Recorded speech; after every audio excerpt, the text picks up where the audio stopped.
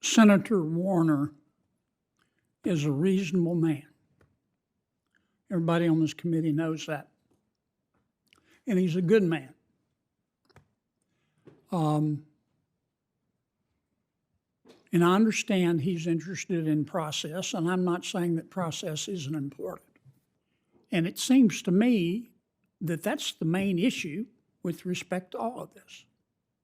And I look forward to talking further with my friend, Mr. Warner, about that. I mean, for 4 years under President Biden, as was his right, the topic of discussion in Washington was who needs to pay more in taxes? Who needs to pay more in taxes? That's no longer the main question. The main question is now, as it should be in my judgment, what the hell happened to all the money? And we're going to find out. Now, I need to get back to the subject, with the exception of Mr. Klein, whose testimony I enjoyed. I understand his position. He wants to let the CFPB run America's banks, and I appreciate that perspective, but Mr. Klein, it's not going to happen in your natural lifetime or mine. Now, let me turn to the other gentleman. What I hear Mr. McCauley, Mr. Ring, and Mr. Gannon saying is that some of America's banks have been discriminating, debanking customers because of their religious beliefs, because they support the Second Amendment, or because they hate fossil fuels. I don't want to go with all three of you. I'll run out of time. Mr. Ring, is that what you're saying? Yes, sir. Which banks? Well, I think it's been publicly reported that Bank of America has certainly picked and choose winners. Who else? I think Chase Bank has. Who else? I think Citibank has. Who else? I think KeyBank has. Who else? I'm going to probably run out of names pretty soon, but I think the mega banks are. Old Glory Bank is not, of course. We Well, then love we the need Second Amendment and fossil fuels. We need to get those banks in here, Mr. Chairman. We need to get all those CEOs in here. I would agree. Now, why? I appreciate your candor.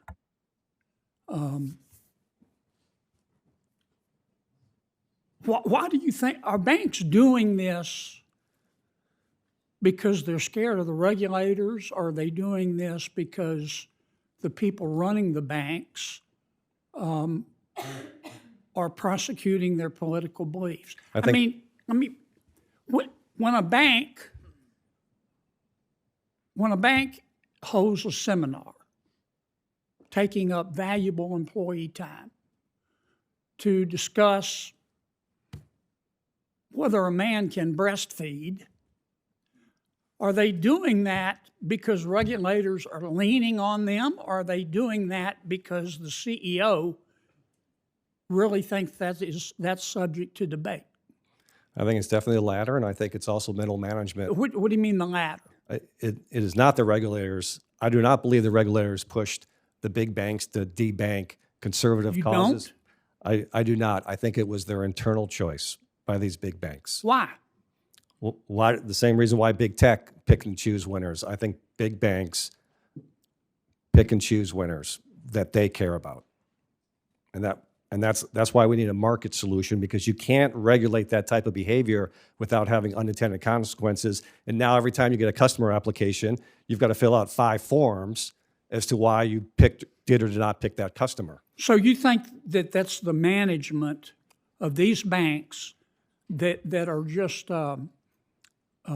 imposing their own politics on customers and ultimately to the detriment of shareholders? Is that your testimony? Yes, sir. Either you two gentlemen in my last 10 seconds disagree with that?